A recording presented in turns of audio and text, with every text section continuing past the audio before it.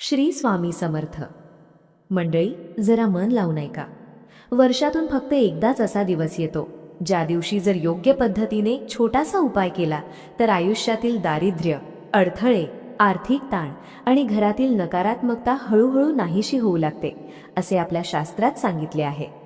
आणि हा दिवस म्हणजे होळीचा पवित्र दिवस. उद्या 2 मार्च सोमवार आणि या दिवशी आहे पवित्र होळी पौर्णिमा. हा योग अत्यंत विशेष आहे. सोमवार हा महादेवांचा दिवस आणि पौर्णिमा ही माता लक्ष्मीला प्रिय तिथी.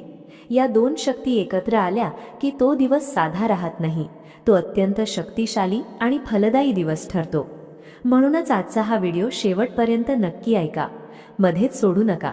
कारण सुरुवातीला मी तुम्हाला या दिवसाचा आध्यात्मिक महत्त्व सांगणार आहे आणि पुढे एक असा प्रभावी उपाय सांगणार आहे जो योग्य श्रद्धेने केल्यास घरातील आर्थिक स्थितीत सकारात्मक बदल घडवू शकतो. सर्वप्रथम मी स्वामींच्या चरणी प्रार्थना करते की हे स्वामी आई, सर्वांना सुखात, आनंदात आणि ऐश्वर्यात ठेव, तसेच सर्वांचं कल्याण कर.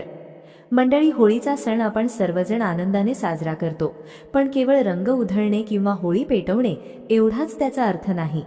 होळी म्हणजे वाईट प्रवृत्तींचा अंत आणि चांगुलपणाचा विजय.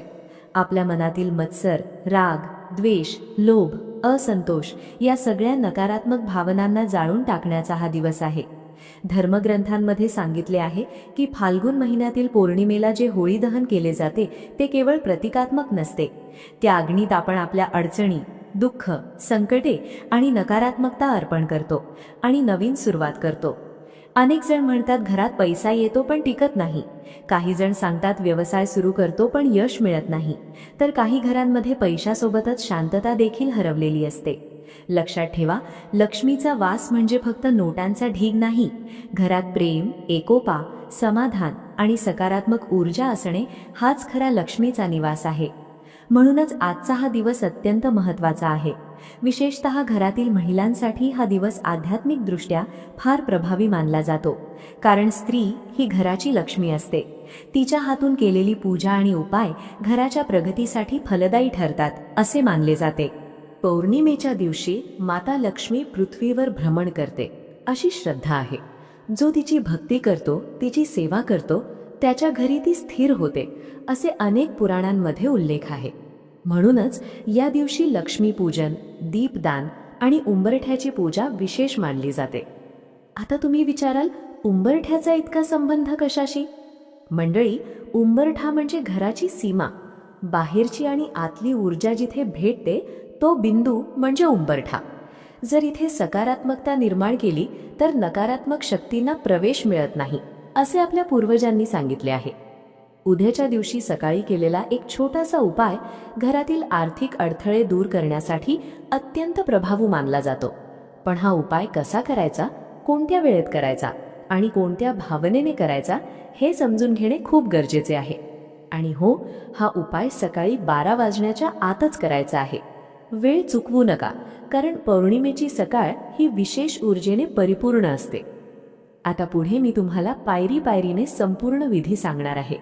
स्नानापासून सुरुवात करून उंबरठ्यावर कोणती वस्तू ठेवायची, दिवा कसा तयार करायचा आणि अष्टलक्ष्मीचं प्रतीक कसं काढायचं हे सगळं अत्यंत सोप्या भाषेत सांगणार आहे.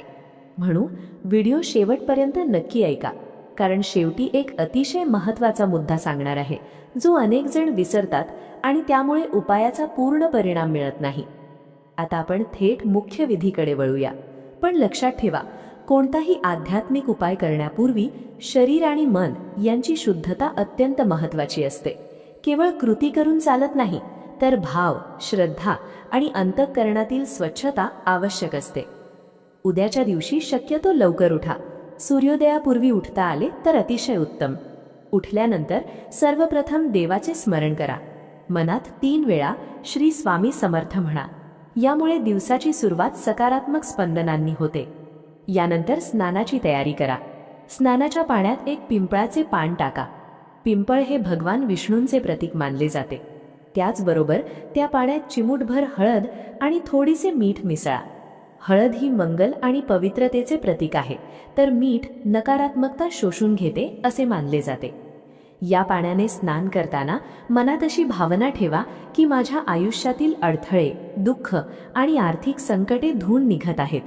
स्नानानंतर स्वच्छ, शक्यतो हलक्या रंगाचे कपडे परिधान करा. महिलांनी शक्य असल्यास साडी नेसावी आणि पुरुषांनी स्वच्छ पारंपरिक पोशाख परिधान करावा. आता पुढची पायरी अत्यंत महत्त्वाची आहे. एक तांब्याचा कलश घ्या. त्यात स्वच्छ पिण्याचे पाणी भरा. त्या पाण्यात काही थेंब गंगाजल असेल तर उत्तम, नसेल तर साधे पाणीही चालेल, पण श्रद्धा असली पाहिजे. त्या पाण्यात थोडीशी हळद टाका. हे पाणी घेऊन घराच्या मुख्य दरवाजाकडे जा. सर्वप्रथम उंबरठ्याच्या बाहेरील भागावर हे पाणी हलक्या हाताने शिंपडा.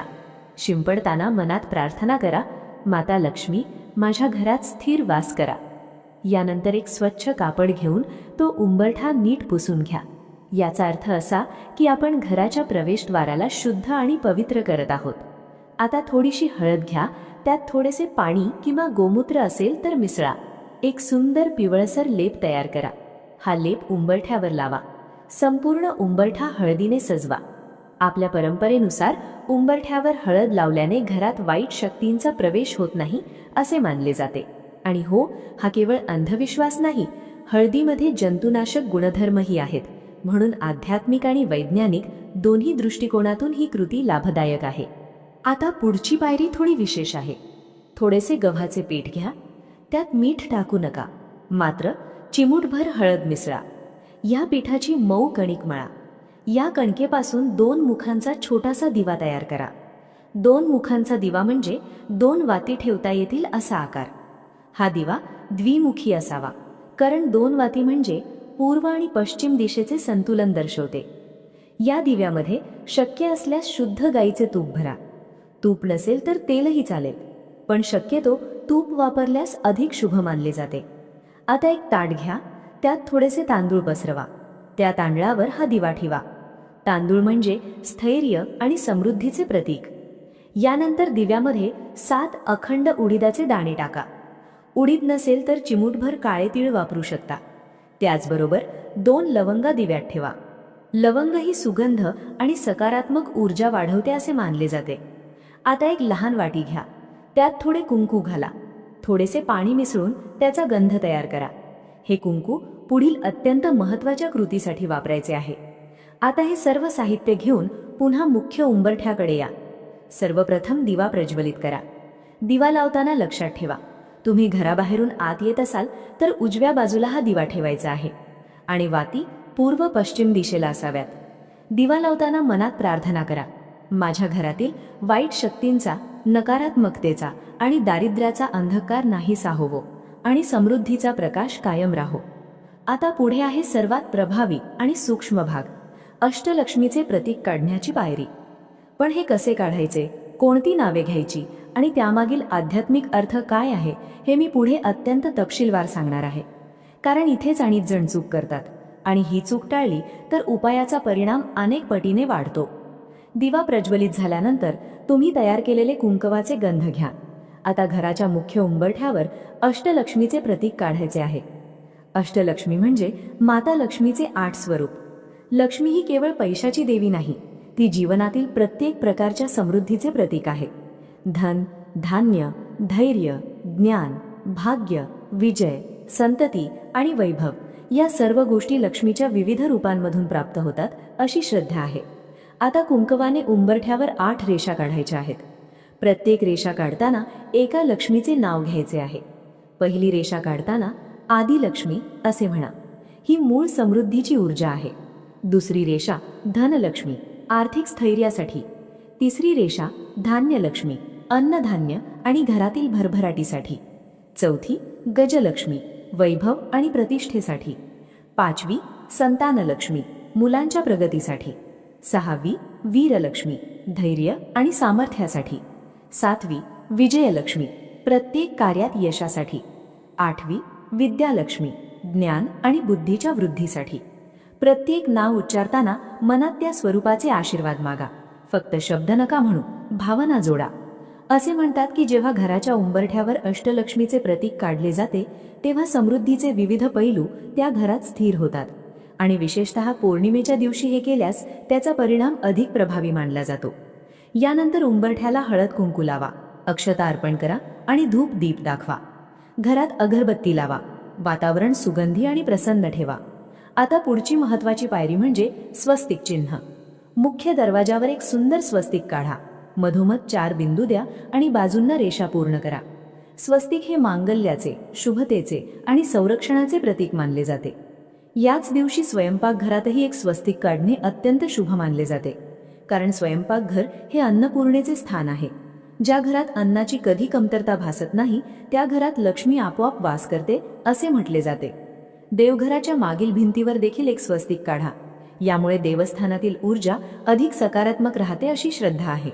आणि हो, तुळशीच्या वृंदावनावर स्वस्तिक काढणे विसरू नका. तुळस ही पवित्रतेचे आणि लक्ष्मी स्वरूपाचे प्रतीक मानले जाते. तुळशीची पूजा केल्याने घरातील वातावरण शुद्ध राहते. जिथे जिथे तुम्ही स्वस्तिक काढाल तिथे हळद कुंकू लावून नमस्कार करा. आता शेवटची एक महत्त्वाची गोष्ट. घराच्या मुख्य दरवाजाला आंब्याच्या पानांचे तोरण बांधा. शक्य असल्यास अशोकाच्या पानांसोबत बांधा. तोरण म्हणजे स्वागताचे प्रतीक. जणू आपण माता लक्ष्मीला सांगत आहोत की आमच्या घरी आपले स्वागत आहे. हा संपूर्ण उपाय सकाळी 12 वाजण्यापूर्वी पूर्ण करायचा आहे. वेळ पाळणे महत्त्वाचे आहे. पण एक गोष्ट लक्षात ठेवा, केवळ विधी करून उपयोग नाही. घरात वाद, राग, कटू शब्द, अपमान असेल तर लक्ष्मी स्थिर राहत नाही. म्हणून उद्याचा दिवस शांततेने, प्रेमाने आणि सकारात्मकतेने घालवा. संध्याकाळी होळी दहनाच्या वेळी प्रार्थना करा की माझ्या आयुष्यातील सर्व अडथळे या अग्नीत नष्ट होवोत. विश्वास ठेवा, श्रद्धा ठेवा आणि सातत्य ठेवा. परिणाम हळूहळू दिसू लागतात. जर हा व्हिडिओ तुम्हाला उपयुक्त वाटला असेल तर लाईक करा. चॅनलवर नवीन असाल तर नक्की सबस्क्राईब करा. पुन्हा भेटू पुढील एका नवीन आध्यात्मिक उपायासह. श्री स्वामी समर्थ.